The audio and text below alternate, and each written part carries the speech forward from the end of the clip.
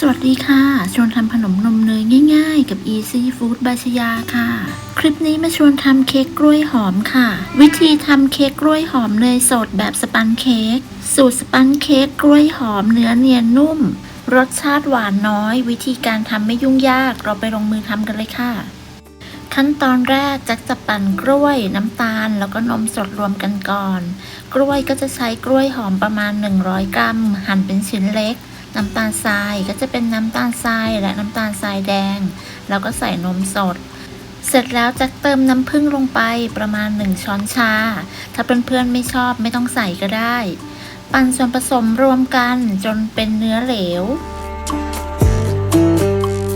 นำส่วนผสมที่ได้มาเทผ่านกระชอนเพื่อให้ได้ส่วนผสมที่เนียนละเอียด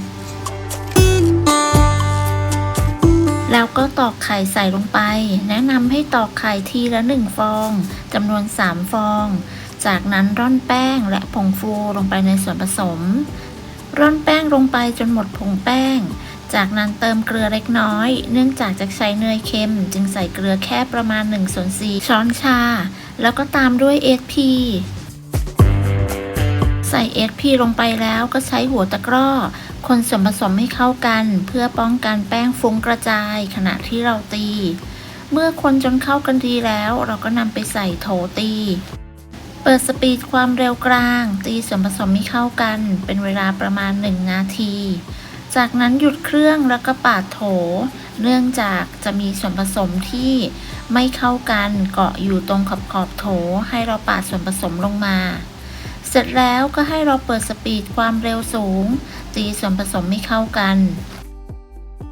ตีส่วนผสมให้เข้ากันจนกระทั่งส่วนผสมขึ้นฟู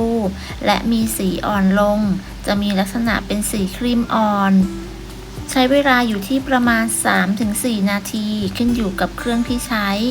จากนั้นหยุดเครื่องแล้วก็ปาดโถเสร็จแล้วเปิดสปีดความเร็วต่ำเราจะใส่เนยละลายค่ะใส่เนยละลายที่มีความอุ่นลงไปโดยเทใส่ลงไปเป็นสายจนกระทั่งเนยละลายหมด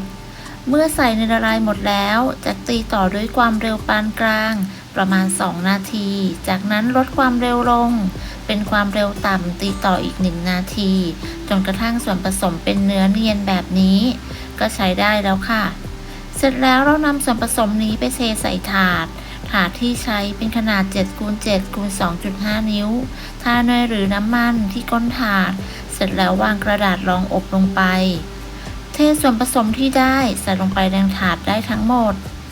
ส่วนผสมที่ได้จะมีลักษณะเนียนไม่ข้นแล้วก็ไม่เหลวเกินไป